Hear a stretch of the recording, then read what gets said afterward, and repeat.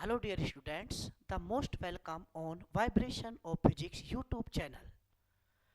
Previous video में अपन ने study किया था कि जो लेसन नंबर 5 था यानी मैग्नेटिज्म एंड मैटर यानी चुंबकत्व और द्रव या पदार्थ, कौन कौन से पदार्थ होती है, कौन कौन से फिनोमिना दर्शाती है, उन पर आधारित अपन ने 50 MCQ क्वेश्चन किए थे। कुछ ब्लैंक ऑफ स्पेस भी देखे थे, उसके मैंने दो पार्ट बनाए। ठीक है, आज नेक्स्ट लेसन अपन MCQ और ब्लैंक ऑफ स्पेस, इसके भी मैंने दो ही पार्ट बनाए हैं। लेसन नंबर 6 इलेक्ट्रोमैग्नेटिक इंडक्शन, वैद्युत चुंबकीय प्रेरण। इसका मीनिंग यह है कि जब किसी भी कोई भी मैग्नेट है, कोई भी चुंबक है, ठीक है, उसके चुंबकीय क्षेत्र में परिवर्तन होगा, मैग्नेटिक फील्ड में चेंजेज होगा। तो बताओ चुंबकीय फ्लक्स में मैग्नेटिक फ्लक्स 5B में चेंजेज होगा और 5B में चेंजेज की वजह से इंड्यूस्ड ईएमएफ और इंड्यूस्ड करंट, प्रेरित विद्युत वाहक बल या डेट मींस वोल्टेज, और इंड्यूस्ड करंट प्रेरित विद्युत धारा उत्पन्न होगी। इस चैप्टर का मेन फिनोमिना यह है कि परिवर्ती चुंबकीय क्षेत्र के कारण यानी वैद्युत क्षेत्र उत्पन्न होता है, यानी 5B में चेंजेस से ईएमएफ, वोल्टेज और करंट आएगा, विद्युत धारा आएगी। इसमें एक मेन इंपोर्टेंट लॉ जो होता है वो लेंज लॉ होता है। क्या होता है? Lenz law. शुरू में फैराडे ने भी इसके बारे में स्टडी की गई। फैराडे के दो लॉ पढ़ती है अपन, ठीक, जैसे आएंगे वैसे बताएंगे।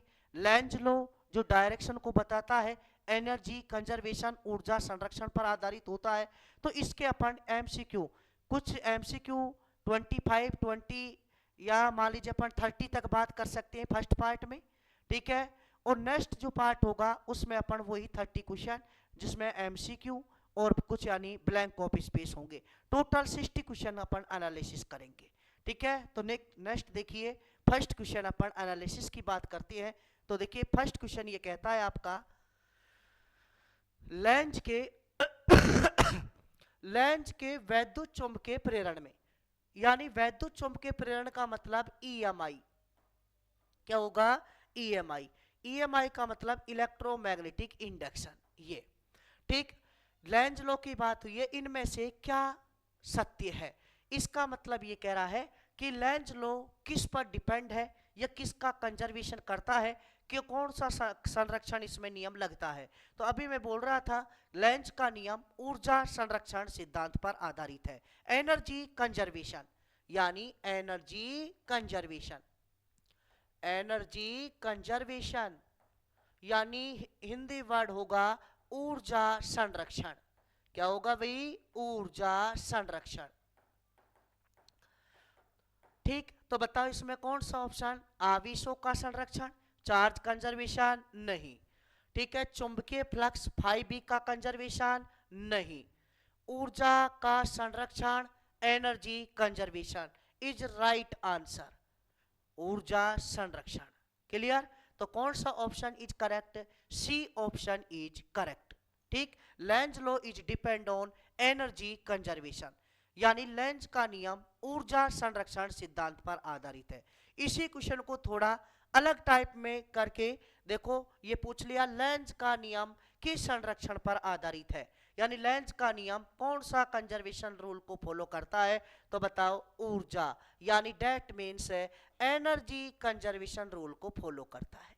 हिंट भी दे दिया, लेंज का नियम ऊर्जा संरक्षण सिद्धांत पर आधारित है। नेक्स्ट क्वेश्चन न्यूमेरिकल टाइप का क्वेश्चन है।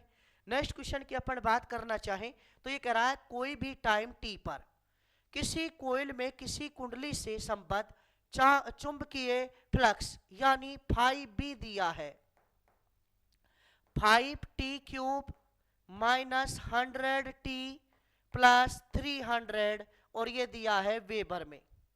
किसमें दिया है? वेबर। इसके बाद t इक्वल टू 2 सेकेंड पर कुंडली में प्रेरित विद्युत वाहक बल यानी EMF की वैल्यू पूछी है। तो ये क्वेश्चन सॉल्व होगा अकॉर्डिंग टू फैराडेज लॉ। ढंग का क्वेश्चन है, न्यूमेरिकल टाइप का क्वेश्चन है। तो देखिए according to Faraday's law E equal to minus d5B upon dt। ठीक, अगर मैग्नीट्यूड की बात करेगा तो माइनस हटा देंगे, माइनस आता है according to Lenz law, Lenz के नियम अनुसार। तो यहां से E equal to minus D by D T 5t³ minus ये होगा 100t प्लस 300, इसका डिफरेंशिएशन।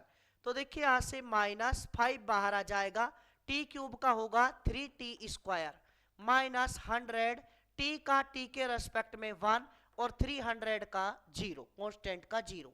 तो यहां से अपन देखना चाहे तो बताओ कितना हो गया, यानी माइनस ये हो जाएगा 15t² माइनस 100।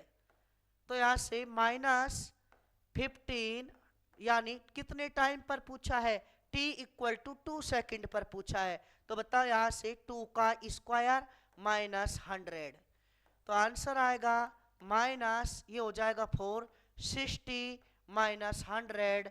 तो बताओ यहां से minus minus 40 minus minus plus, और ये किस में आएगा 40 वोल्ट में आंसर आएगा। तो बताओ according to Faraday second law, Faraday के द्वितीय नियम अनुसार आंसर कितना आया इसका, 40 वोल्ट आया। क्या आया, 40 वोल्ट। ईएमएफ एक वोल्टेज होता है जिसका यूनिट वोल्ट होगा। नेक्स्ट क्वेश्चन 2 एनालिसिस कर लिया फैराडे लॉ के अकॉर्डिंग। नेक्स्ट क्वेश्चन की बात करें, क्वेश्चन नंबर 3। देखिए क्वेश्चन नंबर 3 आपसे ये कहता है, क्वेश्चन नंबर 3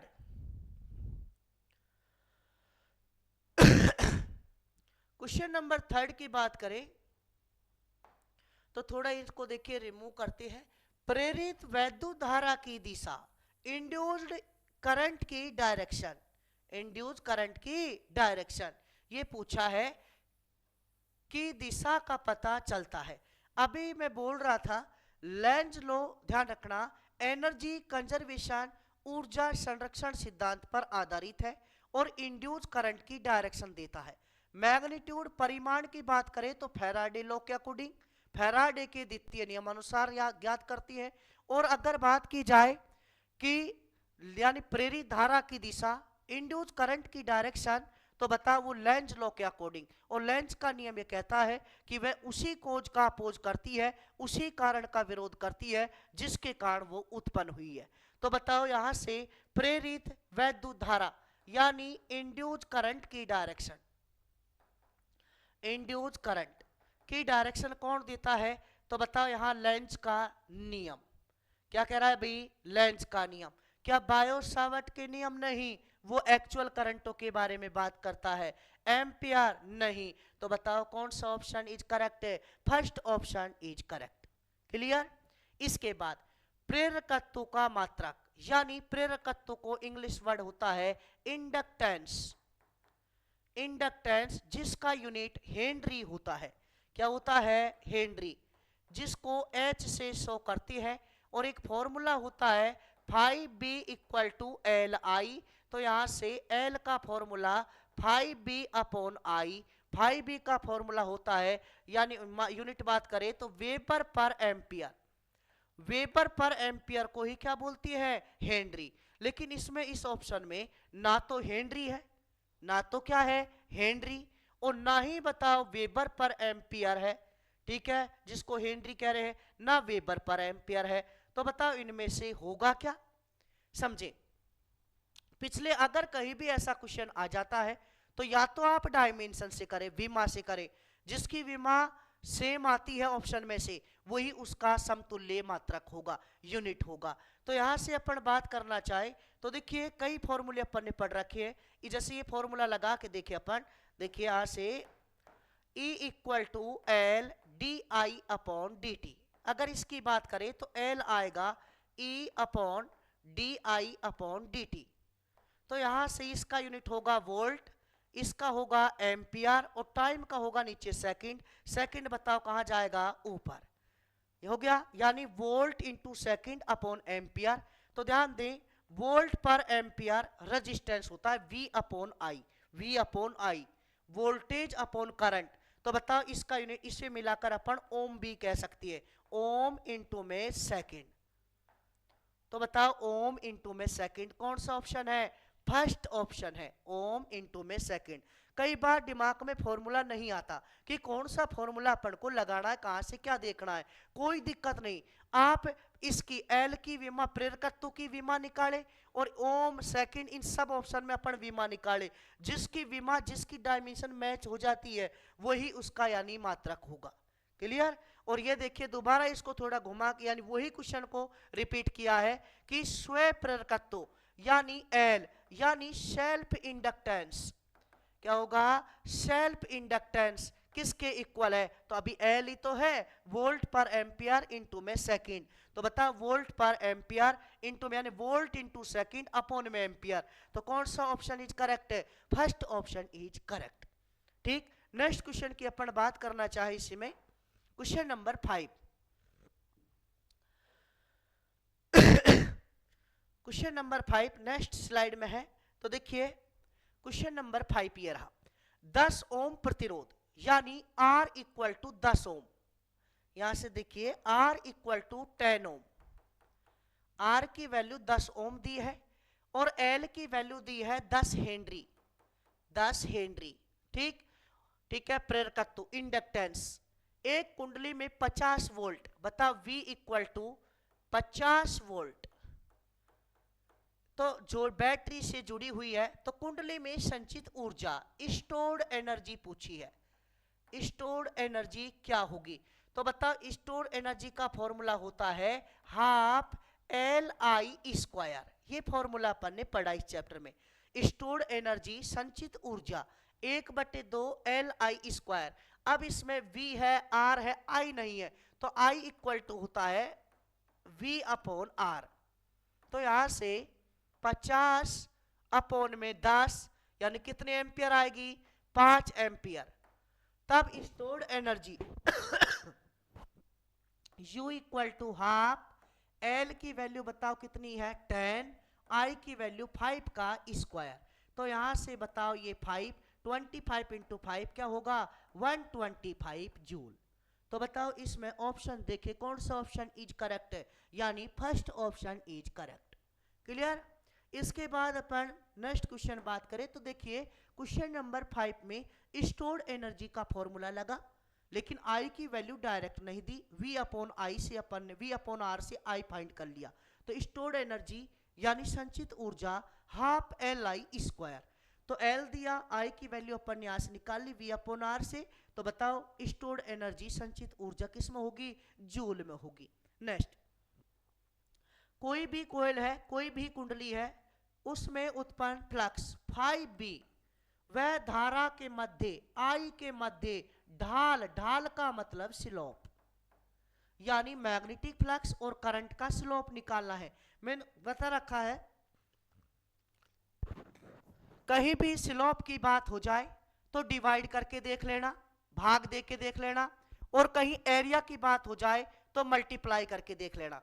यहां स्लोप की बात हुई है, ढाल की बात हुई है, किसके बीच में, पहले φB दिया है, बाद में I दिया है। तो बताओ φB अपॉन I, ये इसका क्या होगा, स्लोप। अब इसको देख लीजिए, स्लोप का मतलब ढाल होगा, और फिर जैसे ही डिवाइड किया तो आपको पता लग जाना चाहिए किसका फॉर्मूला है, L का। L equal to φB upon I, यानी स्वयं प्रेरकत्व या स्वयं प्रेरण गुणांक, यानी English word self induction coefficient या सेल्फ इंडक्टेंस होगा। तो बताओ किसका है ये, स्वयं प्रेरण गुणांक। ये इसका ऑप्शन इज करेक्ट। ठीक, यानी L का क्या होगा, ये स्लोप L को शो करेगा, φB upon I। Next question, question number 7। Question number 7 ये कहता है, देखिए थोड़ा इसको रिमूव करें। क्वेश्चन नंबर ये कह रहा है किसी वृत्ताकार कुंडली में, क्या है भाई, कोई भी सर्कुलर कोयल है, वृत्ताकार कुंडली है, उसकी लंबाई अपरिवर्तित रखकर, वृत्ताकार कुंडली है, उसकी लंबाई लेंथ यानी L कांस्टेंट है, L क्या है, कांस्टेंट, अपरिवर्तित रखकर फेरों की संख्या दुगनी कर दी जाए, N को 2N कर दिया, यानी N dash equal to 2N कर दिया डबल। तो बताओ स्वयं प्रेरण गुणांक यानी self induction coefficient, that means self inductance, L की न L डैश क्या हो जाएगा। तो आपको सीधा पता है L इक्वल टू होता है mu naught N square A upon L लिखे या बताओ 2r लिखे, तो बाकी फिनोमिना कांस्टेंट है, तो L directly proportional N square, तो बताओ जो होगा यानी 2n कर दिया, 2n का स्क्वायर क्या होगा 4n स्क्वायर, तो L dash directly 4n square, तो बताओ कितने टाइम्स हो जाएगा 4 गुना हो जाएगा, कितने गुना हो जाएगा 4 गुना, क्योंकि 2n का स्क्वायर 4n स्क्वायर, तो यहां से देखो हिंट भी दी है, तो कितने गुना हो जाएगा 4 गुना हो जाएगा, क्योंकि L directly proportional N square. Clear. इसके बाद विद्युत जनित्र यानी जनरेटर, इलेक्ट्रिक जनरेटर के हैं, इलेक्ट्रिक जनरेटर, या अपने हेडिंग जो लगवाई है मैंने वो है AC generator. AC generator is depend on electromagnetic induction, यानी प्रत्यावर्ती धारा जनित्र यानी वैद्युत चुंबकीय प्रेरण के सिद्धांत पर कार्य करता है, तो बताओ सीधा वैद्युत जनित्र इलेक्ट्रिक जनरेटर या एसी जनरेटर किस सिद्धांत पर, किस प्रिंसिपल पर डिपेंड है, तो बताओ किस पर आधारित है, EMI electromagnetic induction, EMI electromagnetic induction, तो बताओ कौन सा ऑप्शन इज करेक्ट है, सी ऑप्शन इज करेक्ट। ठीक। इसके बाद ये कह रहा है विद्युत में द्रव्यमान जड़त्व के समतुल्य कौन सी राशि है। देखो जड़त्व का मतलब है अपोजिशन फैक्टर, यानी जो जैसे अपन वहां न्यूटन्स लॉ में पढ़ते हैं, पहला जड़त्व का नियम, जो वस्तु स्थिर है वो स्थिर रहेगी, गतिशील होने का विरोध करेगी, गतिशील है गतिशील रहेगी, बताओ स्थिर अवस्था में आने का विरोध करेगी, तो ये कह रहा है इलेक्ट्रिक सर्किटों में वैद्युत परिपथों में कौन सी समतुल्य राशि है जो अपोजिशन करेगी, विरोध करेगी, तो बताओ वैद्युत परिपथों में जो परिवर्तन का विरोध करता है, यानी इलेक्ट्रिक सर्किटों में जो चेंजेज का अपोज करता है वो होता है इंडक्टेंस। क्या होता है इंडक्टेंस, चाहे वो कोई सा भी हो, यानी इंडक्टेंस का मतलब होगा प्रेरकत्व, यानी चाहे सेल्फ इंडक्टेंस हो चाहे म्यूचुअल इंडक्टेंस हो, यानी स्वयं प्रेरकत्व हो या अन्योन प्रेरकत्व हो, तो बताओ जड़त्व इनर्शिया कौन सा होगा एल, या तो एल लिखें या एम भी लिख सकती हैं। ठीक, तो बताओ अधिकतर एल ही मिलेगा ऑप्शन में, एल का मतलब स्वयं प्रेरण गुणांक। ठीक।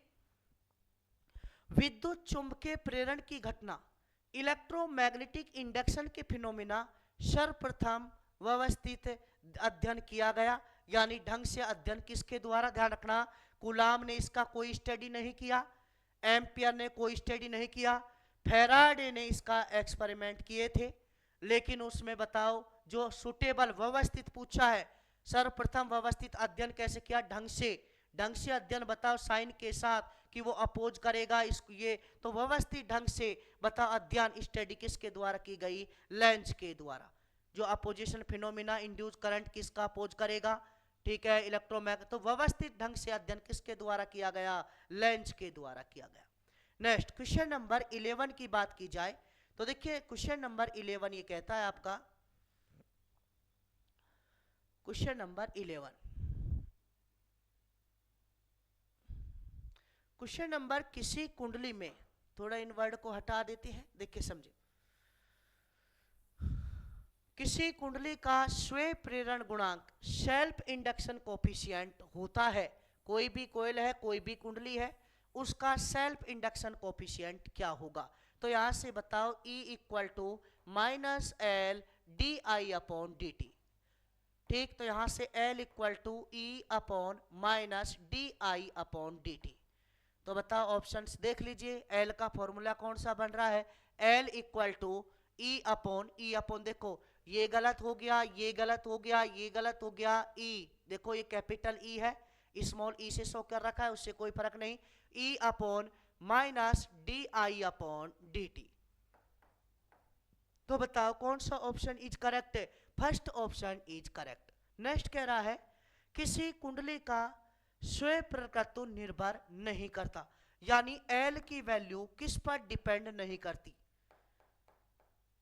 डिपेंड नहीं करती, L का मतलब सेल्फ इंडक्टेंस, यानी कुंडली का स्वयं प्रेरकत्व किस पर निर्भर नहीं करता, तो देखिए यानी फॉर्मूला होता है L equal to mu naught N square A upon L, या 2R, इस पर देखो। इस ऑप्शन की बात करें तो ये जो क्वेश्चन है वो ऑप्शन ठीक ढंग से नहीं दिए गए।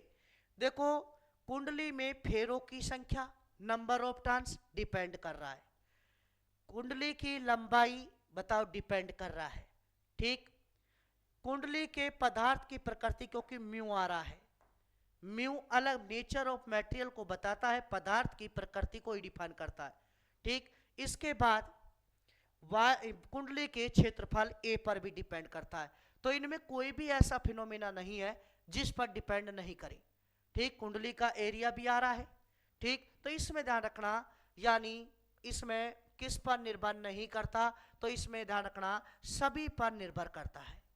क्या कहा इसने? सभी पर निर्भर करता है। तो इस एक ऑप्शन ऐसा मिलेगा जो मतलब क्या होगा, जिस पर डिपेंडेंसी नहीं होगी।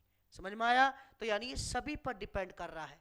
तो कितने क्वेश्चन हो गए जिसमें सभी ऑप्शन आपके राइट है, ठीक। यानी ऐसा कोई फिनोमेना नहीं है जिस पर ये डिपेंड नहीं कर रहा हो। नेक्स्ट क्वेश्चन नंबर 13 की बात करें अपन। क्वेश्चन नंबर 13 ये कह रहा है ईएमआई वैद्युत चुंबकीय प्रेरण की घटना में अधिक प्रेरित विद्युत वाहक बल, यानी ज्यादा अमाउंट में ईएमएफ जनरेट करना है, यानी ईएमएफ की वैल्यू, वोल्टेज की वैल्यू ज्यादा होनी चाहिए।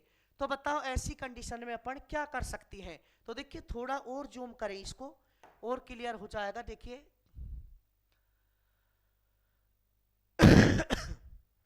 यहां से ईएमएफ की वैल्यू ज्यादा फाइंड करनी है। तो बताओ ईएमएफ ज्यादा फाइंड करने के लिए अधिक शक्तिशाली चुंबक होना, चुंबकीय क्षेत्र अधिक शक्तिशाली, बी की वैल्यू ज्यादा, बी की वैल्यू ज्यादा होगी तो इंड्यूस्ड ईएमएफ भी क्या होगा, ज्यादा। देखो इसके बाद कुंडली में नंबर ऑफ टर्न्स एन की वैल्यू ज्यादा होगी, तो बताओ ईएमएफ क्या होगा, ज्यादा, ठीक। इसके बाद कुंडली व चुंबक के मध्य रिलेटिव मोशन, सापेक्षी गति या आपेक्षी गति, सापेक्षी गति या आपेक्षी गति, रिलेटिव मोशन जितना ज्यादा होगा बता उतना ही फ्लक्स में चेंजेज क्या होगा, ज्यादा होगा। फ्लक्स में जितना ज्यादा चेंजेज होगा, फ्लक्स में जितना ज्यादा परिवर्तन होगा, ध्यान रखना इंड्यूस्ड ईएमएफ उतना ही ज्यादा होगा। तो बताओ इसमें सभी ऑप्शन इज करेक्ट, ठीक। बी की वैल्यू ज्यादा, ईएमएफ ज्यादा, नंबर ऑफ टर्न्स ज्यादा, ईएमएफ ज्यादा, रिलेटिव मोशन सापेक्षी गति ज्यादा, तो बताओ फ्लक्स में चेंजेज उतना ही ज्यादा, इंड्यूस्ड ईएमएफ उतना ही ज्यादा, ठीक। तो बताओ सभी ऑप्शन इज करेक्ट। तो बताओ क्या आएगा, डी, ठीक। एक कुंडली का स्वयं प्रेरकत्व, self induction coefficient L, L की वैल्यू दी है 30 हेनरी।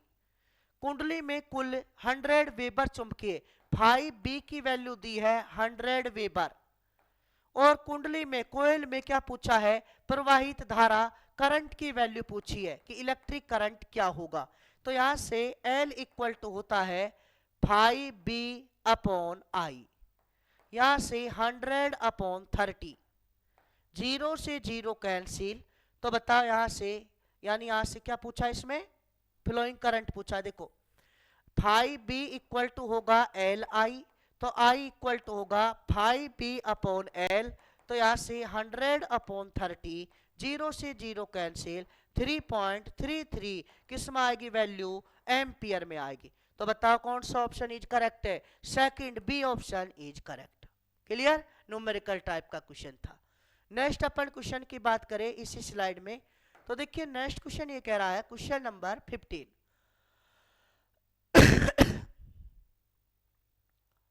क्वेश्चन नंबर 15 ये कहता है किसी कुंडली का, यहां से देखिए थोड़ा सा क्लियर देखिएगा, साफ कर लेते हैं। ये कह रहा है किसी कुंडली का स्वयं प्रेरकत्व यानी अपोजिशन फैक्टर कम होना चाहिए, यानी एल की वैल्यू कम होनी चाहिए, सेल्फ इंडक्शन कोफिशिएंट कम होना चाहिए।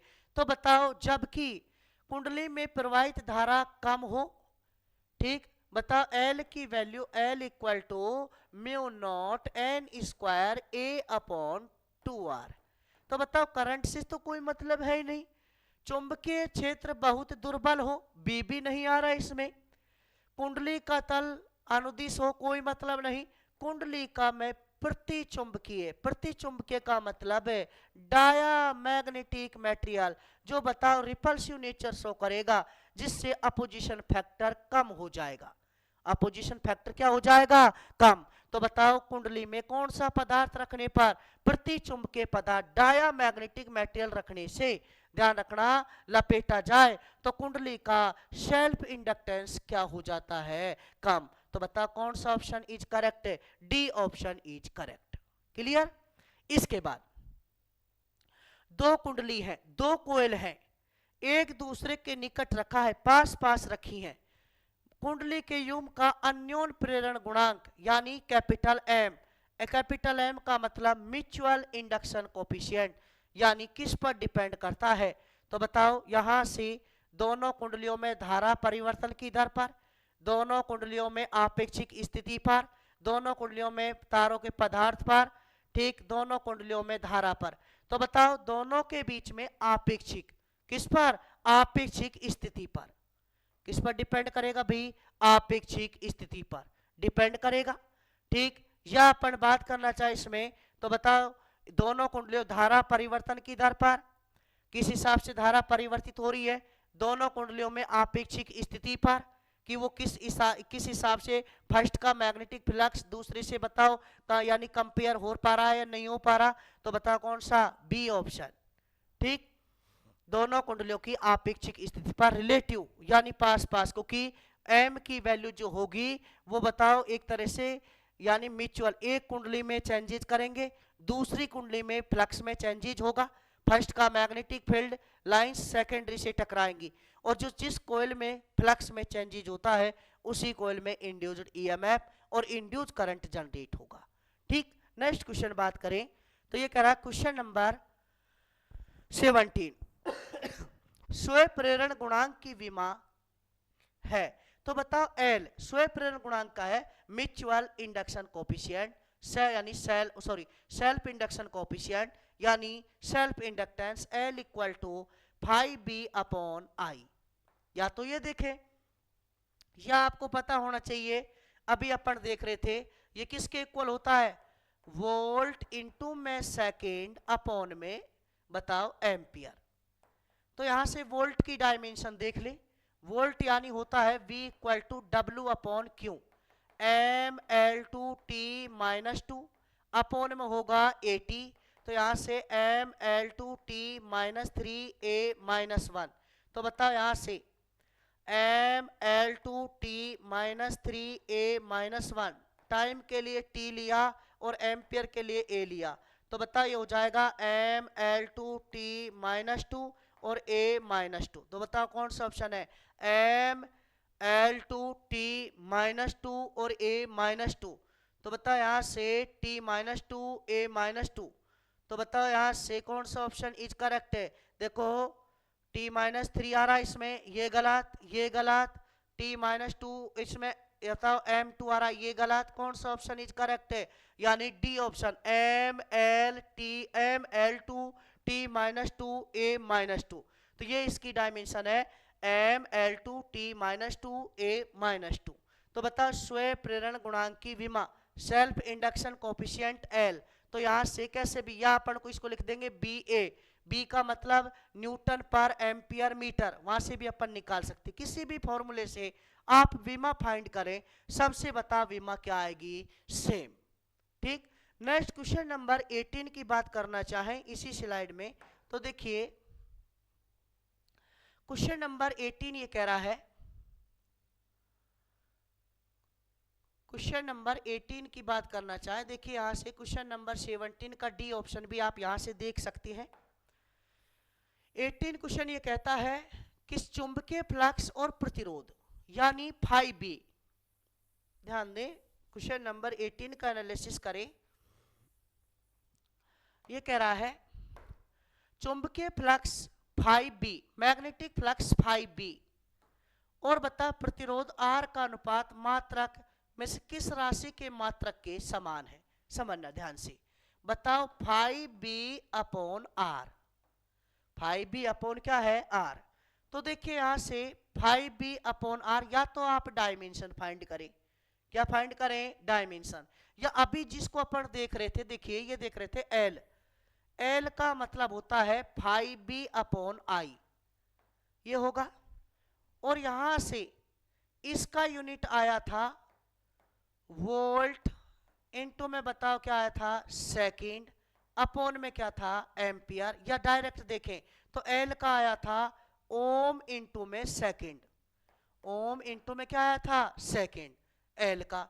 तो बताओ यहां नीचे, अब बताओ 5b इस हिसाब से क्या हो जाएगा, 5b इक्वल टू हो जाएगा आई ऊपर चल जाएगा, तो यहां से ओम इनटू में सेकंड इनटू में बताओ एम्पियर, इसको उठा के आप यहां रख दें तो बताओ ओम, सेकंड और एम्पियर, अपॉन में बताओ क्या है ओम, तो ये आया। बताओ क्या बचा, एम्पियर इंटू सेकेंड, तो एम्पियर इंटू में सेकेंड क्या होता है, कूलाम होता है।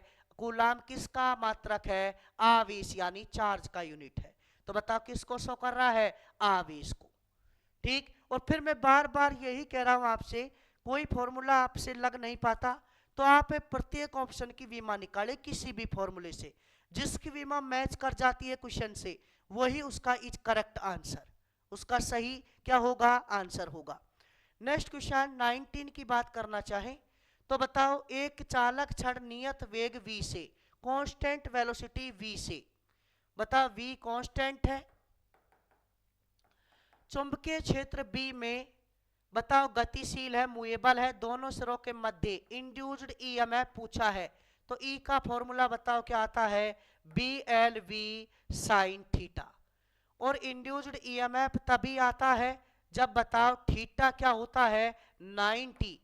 तो बताओ कितना, 90 का मतलब V vector perpendicular B vector, तो बताओ E मैक्सिमम क्या होगा, BLV होगा। अदरवाइज थीटा 0 हो जाए, पैरेलल हो जाए, समांतर हो जाए या प्रति समांतर हो जाए तो ध्यान रखना साइन 0 और साइन 180 की वैल्यू 0, तो ईएमएफ 0 होगा। तो बताओ इंड्यूस्ड ईएमएफ कब जनरेट होगा, प्रेरित विद्युत वाहक बल कब उत्पन्न होगा, जब वो दोनों के दोनों लंबवत हैं, जब दोनों के दोनों क्या है, लंबवत। तो बताओ पहला ऑप्शन गलत, समांतर। बताओ V और B बताओ परस्पर क्या हो, लंबवत, तो बताओ B ऑप्शन इज करेक्ट।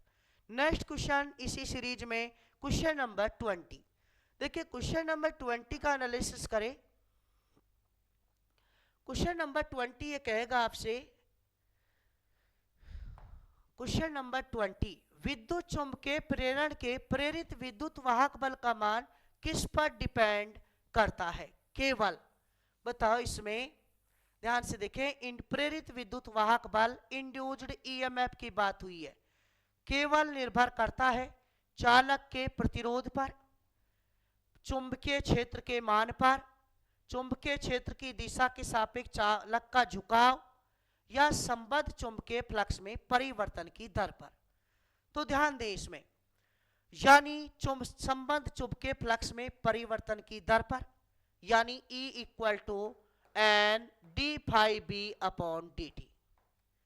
ठीक, या तो ये डायरेक्ट, ठीक, या इससे भी आगे कंक्लूजन देखना चाहें तो बताओ E equal to N, phi B कहां से आता है, एन देखो B A, phi B equal to B A upon D T.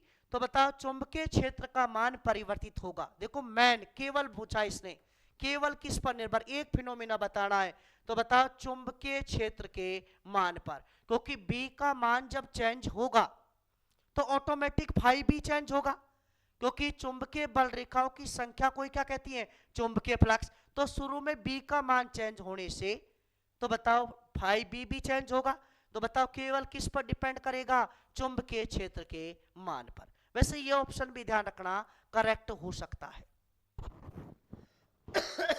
लेकिन उसने एक पूछा है केवल किस पर, तो बी में चेंजेस की वजह से ऑटोमेटिक किस में चेंज हो जाएगा, फाई बी में चेंज हो जाएगा, फाई बी चुंबकीय फ्लक्स में परिवर्तन हो जाएगा। तो केवल एक ऑप्शन पूछा है, तो बताओ क्या आंसर लगाओगे, चुंबकीय क्षेत्र के मान पर। ठीक, इसके बाद नेक्स्ट क्वेश्चन की बात करें अपन इसी में, तो 21 क्वेश्चन ये कह रहा है, एक चालक, थोड़ा जूम और कर लेते हैं इसको, देखिए एक चालक क्षण नियत वेग से v इक्वल टू कॉन्स्टेंट। अभी दोबारा से आइए, इंड्यूस्ड ईएमएफ पूछा है तो मैं बता रहा था B L V sine theta, ये फॉर्मूला होता है। तो इसमें v वेक्टर परपेंडिकुलर होना चाहिए b वेक्टर लंबवत, तभी जाके बताओ क्या होगा, इंड्यूस्ड ईएमएफ जनरेट होगा। तो यहां से बताइए v व b वेक्टर परस्पर क्या हो, लंबवत परपेंडिकुलर। दोबारा आया क्वेश्चन, अगर थीटा की वैल्यू 0 है या 180 है तो इंड्यूस्ड ईएमएफ की वैल्यू कितनी आएगी, 0। और थीटा 90 है तो बताओ क्या आएगा, ई मैक्सिमम आएगा BLV। डेरिवेशन किया है ना, वो अपन ने परपेंडिकुलर मूवेबल के लिए किया है, लंबवत दिशा में गतिशील है, उसी के लिए अपन ने किया। नेक्स्ट क्वेश्चन नंबर 22 का एनालिसिस देखें तो देखिए क्वेश्चन नंबर 22, क्वेश्चन नंबर 22 देखिए, क्वेश्चन नंबर 22 ये कहता है 100 घेरों वाली उस कुंडली का स्वयं प्रेरण गुणांक यानी सेल्फ इंडक्शन कोफिशिएंट क्या होगा जिसमें करंट 6 एम्पियर, और बताओ कि धारा मैक्सवेल दिया, क्या दिया, मैक्सवेल का चुंबकीय, और हेनरी में ध्यान रखना 5B का यूनिट मैक्सवेल भी होता है CGS यूनिट, और यानी क्या होता है, वेबर भी होता है। और एक वेबर में और मैक्सवेल में ध्यान रखना, एक वेबर इक्वल टू 10 की पावर 8 यानी मैक्सवेल के अप्रोक्सीमेटली होता है। तो देखिए एक बार देखिए आप, मैक्सवेल रखे यहां से 5B इक्वल टू होगा LI, I इक्वल टू होगा 5B अपॉन बताओ L। 5B की वैल्यू 6 इंटू 10 की पावर 3 ये दिया है मैक्सवेल। बाद में अपन इसको किस में कन्वर्ट कर लेंगे, यानी वेबर में कन्वर्ट कर लेंगे। अपॉन में बताओ L की वैल्यू, इसमें करंट तो दिया है, L पूछा है, L इक्वल टू बताओ 5B अपॉन I दिया है 6, 6 से 6 बताओ क्या होगा, कैंसिल, 6 से 6 बताओ क्या होगा, कैंसिल। अब मैक्सवेल को बताओ किस में कन्वर्ट करेंगे, यानी वेबर में। 1 वेबर इक्वल टू 10 की पावर 8 यानी मैक्सवेल। तो यहां से 1 मैक्सवेल इक्वल टू क्या हो जाएगा, 10 की पावर -8 वेबर। तो 10 की पावर 3 इंटू 10 की पावर -8 वेबर, 10 की पावर -5 किस में आएगा, वेबर में। ठीक, तो यहां से सॉरी ये वेबर हो गया, और नीचे क्या चल रहा था, एम्पियर। तो बता वेबर पर एम्पियर, तो इसको क्या में बोल देंगे, हेनरी। तो बता आंसर क्या आएगा, 10 की पावर -5। या आप शुरू में ही चेंज करके रख दो इसको कि देखो 6 इंटू 10 की पावर 3 10 की पावर -8 वेबर में हो गया, और ये 6 एम्पियर में, 6 से 6 क्या होगा, कैंसिल। 10 की पावर -5 ठीक है किस में आएगा, यानी ये आएगा हेनरी में। 10 की पावर -5 या मैक्सवेल को कन्वर्जन में कोई दिक्कत हुई होगी तो इसको देख लेंगे एक बार। 10 की पावर -5 2 इंटू, यानी देखो आना तो ये यहाँ से मैक्सवेल में 10 की पावर का ही डिफरेंस है। इसको एक बार देख लेंगे क्वेश्चन को दोबारा से। देखिए यहाँ से कैलकुलेशन में कोई मिस्टेक, ये यहाँ से 10 की पावर ये शायद 3 है, या क्वेश्चन में सही नहीं दिखाई दे रहा, या रिलेशन गलत लिया है। एक बार इस क्वेश्चन को वापस देखेंगे, ठीक है। फॉर्मूला आप यही लगेगा, बस इतना सा फर्क है, मैक्सवेल को आप किस में कन्वर्ट करें, यानी वेबर में। मैक्सवेल को किस में कन्वर्ट करें, वेबर में, और सीधा फॉर्मूला लगा दी L equal to 5B upon I। ठीक, यहां से जो आंसर आएगा वो हेनरी में आएगा। ठीक है, बाकी अगर कोई यहां से बस इतना सा फर्क हो रहा है, आंसर शायद मेरे हिसाब से सही आया। इसमें देखिए आंसर आया था अपना 10 की पावर -5, और इसमें ध्यान रखना नंबर ऑफ टर्न्स, वृत्तक अगर नंबर ऑफ टर्न्स एक के लिए फॉर्मूला लगाया अपन ने, नंबर ऑफ टर्न्स n है तो n आगे लग जाएगा। तो लास्ट में बताओ ये आंसर आया था हेनरी एक नंबर ऑफ टर्न्स से। तो n की वैल्यू बताओ 100 दी है, तो 10 की पावर -3 आंसर किस में होगा, हेनरी में। क्लियर बात। तो बताओ यानी वो कैलकुलेशन सही थी, अपन ने इसको नहीं देखा, नंबर ऑफ टर्न्स 100 है। तो बताओ एक टर्न्स के लिए 5B upon I, number of turns n है तो total flux n 5B upon I। तो इसका आंसर अभी आया था 10 की पावर -5, n से मल्टीप्लाई कर दिया तो आंसर होगा 10 की पावर -3, किस में आंसर होगा, हेनरी में। नेक्स्ट क्वेश्चन नंबर 23, यानी 5 इंटू 10 की पावर -3 हेनरी, यानी हेनरी में एल की वैल्यू दी है, स्वयं प्रेरण लिख भी दिया, और इसमें बताओ धारा 0.1 सेकंड में 1 एम्पियर तक बढ़ती है, एक रूप से 1 एम्पियर तक बढ़ती है, यानी 0 से 1 एम्पियर तक करंट चेंज। कितना टाइम, डेल टी कितना लग रहा है, 0.1 सेकेंड। इंपोर्टेंट क्वेश्चन है, इंड्यूस्ड ईएमएफ का मैग्नीट्यूड, ई का magnitude L D I upon D T पूछा है। एल दिया है 5 इंटू 10 की पावर -3 और डेल आई दिया है 1, डेल टी दिया है 0.1, पॉइंट हटाएंगे ऊपर 10 लगा दिया, तो बताओ 5 इंटू 10 की पावर -2 किस में आएगा, वोल्ट में। तो बताओ 5 इंटू 10 की power -2 volt. Formula important formula है, फिर से आप ध्यान रखें, कई बार बोर्ड में क्वेश्चन आया ये। तो कौन सा option is correct, D option is correct. और प्रीवियस में बताओ कौन सा option is correct, C option is correct. ठीक, क्वेश्चन नंबर 23 हुआ। नेक्स्ट बात करें अपन क्वेश्चन नंबर 24 की। क्वेश्चन नंबर 24 की बात करना चाहे तो क्वेश्चन नंबर 24 ये कहता है, क्वेश्चन नंबर 24 ये भी न्यूमेरिकल टाइप का ही क्वेश्चन है। देखिए थोड़ा इनको रिमूव कर देते अपन। कोई भी एक कुंडली है जिसमें धारा टाइम डेल टी दिया है, वापिस से उसे और एल पूछा है, यानी सेल्फ इंडक्शन कोफिशिएंट पूछा है। क्वेश्चन को पढ़े आप, देखो आई या चेंज हो रहा है में, डेल आई दिया है 8 - 2 यानी 6 एम्पियर। कितने टाइम में, डेल टी 3 इंटू 10 की पावर -2 सेकेंड में। बताओ इंड्यूस्ड ईएमएफ का मैग्नीट्यूड 2 वोल्ट दिया है और एल की वैल्यू पूछी है। वापिस से वही फॉर्मूला अपन अप्लाइड करेंगे तो यहां से E equal to L D I upon D T. तो बताइए यहां से एल यानी ये दिया है 2 वोल्ट, एल इंटू में 6 है, अपॉन में बताओ 3 इंटू 10 की पावर -2। यहां से बताओ ये 2 से 2 ये ऊपर, एल आएगा 10 की पावर -2। ठीक, यानी किस में आएगा, हेनरी में। अगर इसको लिखना चाहे अपन, इसको बताओ मिली में लिखना चाहे, देखो 10 ऊपर और 10 नीचे, यहां से 10 यानी इसको 10 की पावर -2 अपॉन में 10, तो ये 10 की पावर -3 बना देगा, यानी मिली। तो बताओ आंसर आएगा 10 मिली हेनरी। तो बताओ क्या है, 10 मिली हेनरी। समझ में आया। इसके बाद क्वेश्चन नंबर 25। देखिए क्वेश्चन नंबर 25 एनालिसिस करती है।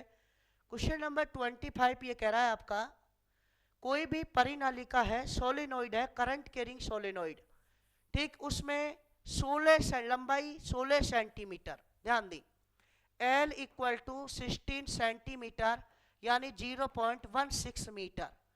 ठीक, इसके बाद फेरों की संख्या, number of turns N equal to 1280 और cross sectional area A equal to 10 centimetre square. हो गया। इसके मध्य भाग पर एक दूसरी कुंडली लिपटी हुई है जिसमें नंबर ऑफ टर्न्स दी है। कुंडली के मध्य बताओ अन्योन प्रेरण गुणांक का मान क्या होगा, यानी m की वैल्यू पूछी है। तो बताओ इसमें n1 मान ले, n2 बताओ क्या है, 100 दिया, ओ सॉरी 1000। तो m का फॉर्मूला होता है μ0 n1 n2 a upon l। ठीक, यहां से बताओ, यहां से μ0 4 पाई इंटू 10 की पावर -7, n1 बताओ कितना दिया है 1280 और बताओ n2 1000 और बताओ 10 सेंटीमीटर स्क्वायर है, 10 इंटू 10 की पावर -4 मीटर स्क्वायर अपॉन में लेंथ यानी 16 इंटू 10 की पावर -2। सॉल्व करेंगे तो ये आंसर आएगा हेनरी में। तो बताओ अब मैं फॉर्मूला लिखा रहा हूं, कैलकुलेशन आप करके देखना इस क्वेश्चन की। m equal to μ0 n1 n2 a upon l। बाकी ध्यान रखना बस सेंटीमीटर स्क्वायर को मीटर स्क्वायर में कन्वर्ट करना 10 की पावर -4 लगा के। क्लियर। और इसके बाद यानी सेंटीमीटर को मीटर में 10 की पावर -2। तो फॉर्मूला लगेगा m equal to μ0 n1 n2 a upon l। ठीक है, डाटा ऐसा है इसमें, देखो पाई की वैल्यू 22/7, 7 यहां से कैंसिल हो जाएगा, तो डाटा सब ठीक है। एक बार आप इसको सोल्व करके देखना। म्यूचुअल इंडक्टेंस पूछा है, क्या पूछा है? म्यूचुअल इंडक्टेंस, यानी कहने का मतलब क्या पूछा है इसने, यानी अन्योन प्रेरण गुणांक पूछा है। क्या पूछा है? अन्योन प्रेरण गुणांक। ठीक, तो देखिए इस अपन ने इस पार्ट में बात करना चाहे और एक दो क्वेश्चन एनालिसिस कर सकती है। देखिए क्वेश्चन नंबर 26, ठीक, इसमें 30 तक इसमें क्वेश्चन एनालिसिस अपन देखें तो देखिए क्वेश्चन नंबर 26 ये कह रहा है एक चुंबक को मैग्नेट को एक कुंडली की तरफ ले जाया जाता है तेजी से और धीरे धीरे। दो स्थिति दे रखी है, एक तो स्पीडली लाए, ठीक, और एक धीरे धीरे लाए। तो बताओ प्रेरित विद्युत वाहक बल इंड्यूस्ड ईएमएफ उत्पन्न होगा ज्यादा।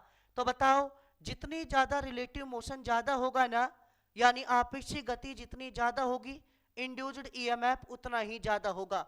तो बताओ फर्स्ट तेजी से किस में ला रहे हैं? फर्स्ट में। तो बताओ प्रथम स्थिति में क्या होगा? ज्यादा। प्रथम स्थिति में क्या होगा? ज्यादा, क्योंकि तेजी से ला रहे हैं, फ्लक्स में चेंजेज उतना ही ज्यादा होगा।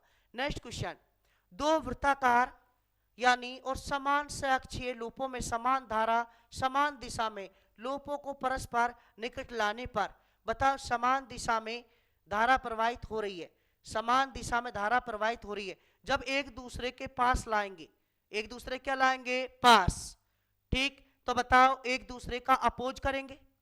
भाई समान धारा में दिशा है, चुंबकीय क्षेत्र दोनों में देखें तो यानी इस टाइप से होगी। तो बताओ एक दूसरे के पास आने का क्या करेंगे? अपोज करेंगे, विरोध करेंगे। तो बताओ प्रत्येक लूप में धारा घटेगी, प्रत्येक लूप में धारा बढ़ेगी। तो इसके बाद ऑप्शन और देखना चाहे, देखिए दोनों लूप में धारा समान रहेगी, एक लूप में धारा घटेगी, दूसरे में धारा बढ़ेगी। तो बताओ इसमें एनालिसिस अपन देखें तो देखिए समझे प्रत्येक लूप में धारा निकट ला रहे लूप में धारा घटेगी, करंट डिक्रीज होगा। प्रत्येक लूप में धारा बढ़ेगी, दोनों लूप में धारा समान रहेगी। एक लूप में धारा घटेगी, दूसरे लूप में बताओ धारा क्या होगी? बढ़ेगी। देखो बढ़ने का तो चांस ही नहीं है, एक यानी अपोज करेंगी तो बताओ एक दूसरे का अपोज करेंगी तो धारा का मान क्या होगा? घटेगा। तो कौन सा ऑप्शन करेक्ट है? प्रत्येक लूप में धारा क्या होगी? घटेगी, विरोध करने से, लेंज के नियम अनुसार। ठीक, नेक्स्ट क्वेश्चन बात करें 28, तो नेक्स्ट क्वेश्चन 28 समझ भाई 28 क्वेश्चन ये कहता है किसी परिपथ या कुंडली में प्रेरित धारा की दिशा सदैव इस प्रकार होती है कि वो अपनी उत्पत्ति का विरोध करती है कि उसी फैक्टर का अपोज करे जिसके कारण वो उत्पन्न हुई है। तो बताओ ये लॉ किसके द्वारा दिया गया? लेंज लॉ है। किसका लॉ है भाई? Lenz law. समझ में आया? वह यानी प्रेरित धारा उसी कारण का विरोध करती है जिसके कारण वो क्या हुई है? उत्पन्न हुई है। एक दो क्वेश्चन और एनालिसिस करें पार्ट फर्स्ट में तो देखिए समझे क्वेश्चन नंबर 29 अच्छा ढंग का क्वेश्चन है, देखिए समझे भाई। ये कह रहा है नीचे दिए गए धातु के एक फ्रेम में लंबवत भीतर की ओर चुंबकीय क्षेत्र इंकित है। चुंबकीय क्षेत्र B का मान बढ़ाया जाता है, B का मान बढ़ाया जाता है। देखो चुंबकीय क्षेत्र अंगूठा धारा की दिशा में रहे तो बताओ ये इस प्रकार मुड़ी हुई अंगुलियां किसको व्यक्त करेंगी? प्रेरित धारा की दिशा। तो प्रारंभ में इनिशियल स्टेट में बताओ धारा A से कहाँ है? B प्रारंभ में। तो बताओ धारा की दिशा पॉजिटिव से कहाँ होती है? नेगेटिव। तो ये पॉजिटिव है और ये क्या है? नेगेटिव। लेकिन जब B का मान बढ़ाया गया तो मैंने बता रखा है आपको, चाहे B का मान बढ़ाया जाए, चाहे एरिया बढ़ाया जाए, चाहे चुंबकीय फ्लक्स बढ़ाया जाए, तो बता बढ़ाने पर धारा की दिशा विपरीत हो जाएगी। तो बता B का मान बढ़ाने पर धारा की दिशा कहां हो जाएगी? B से A। B से कहां हो जाएगी? A। तो बता B से A हो जाएगी तो पॉजिटिव से नेगेटिव। तो बता B क्या होगा? पॉजिटिव, A क्या होगा? नेगेटिव। तो बताओ प्लेट A क्या हो जाएगी? धनावेशित हो जा, प्लेट B क्या हो जाएगी? धनावेशित हो जाएगी। पहले धारा देख ली A से B है, ठीक है, जब कुछ चेंज नहीं किया। फिर बी का मान बढ़ाया तो बताओ चेंजेस का क्या करेगी, अपोजिशन से प्रेरित धारा की दिशा बता बी से ए, पॉजिटिव से नेगेटिव, यानी बी पॉजिटिव, ए क्या हो जाएगा, नेगेटिव। तो कौन सा ऑप्शन करेक्ट है, A option is correct. Next A question का एनालिसिस और देखें इसमें। क्वेश्चन नंबर यानी ये है 30। देखिए क्वेश्चन नंबर ये 30 ये कह रहा है एक कुंडली और एक बल्ब इस टाइप से, ये तो कुंडली है और ये बता बल्ब है, ऐसे कनेक्टेड है। कुंडली में कच्चे लोहे की करोड़ रखने पर, आयरन करोड़ रखने से बताओ लाइट कम होगी, कम हो या ज्यादा होगी। तो ध्यान रखना जो यहां से जुड़ा हुआ है वोल्टेज वो बता VOL और बताओ ये क्या होगा VOR। जब यानी आयरन की रोड इसमें प्रविष्ट कराएंगे तो L का मान बढ़ेगा, XL का मान बढ़ेगा, तो बताओ VOL का मान बढ़ेगा। तो किसका मान घटेगा, VOR का मान घटेगा। तो ध्यान रखना इस पर वोल्टेज ड्रॉप घटने से ध्यान रखना जो प्रकाश की चमक है वो क्या हो जाएगी, यानी जो बल्ब जल रहा था उसकी रोशनी बताओ क्या हो जाएगी, कम। क्यों, क्योंकि कच्चे लोहे की करोड़, यानी देखो दोबारा ढंग से समझे, V टोटल क्या है VOL प्लस VOR, यही है। तो बताओ जब आयरन रोड Fe रोड प्रवेश कराएंगे तो बताओ L का मान बढ़ेगा, प्रेरकत्व बढ़ेगा, XL बढ़ेगा, XL बढ़ने से VOL बढ़ेगा, तो बताओ VOR क्या होगा, घटेगा। VOR किसके टर्मिनल पर है, यानी बल्ब के टर्मिनल पर। तो बताओ जब बल्ब के टर्मिनल पर वोल्टेज कम मिल रहा है तो बताओ बल्ब की रोशनी क्या हो जाएगी, कम। तो बताओ प्रकाश धीमा हो जाएगा। तो कौन सा option is correct, A option is correct. ठीक, तो देखिए इस वीडियो में अपन ने क्या किया कि जो इसका पार्ट फर्स्ट है उसमें 30 क्वेश्चन एनालिसिस किए। ठीक है, अगर कोई एक दो क्वेश्चन में मिस प्रिंट था उसको अपन ने देख लिया, एक मैंने आपको सॉल्विंग के लिए दिया है। नेक्स्ट जो वीडियो होगी उसमें अपन पार्ट 2 में इसके रिमेनिंग जो भी पोर्शन बचा है उसको कंटिन्यू करेंगे। प्लीज वीडियो को लाइक और शेयर करें, चैनल को सब्सक्राइब करें। Thank you so much.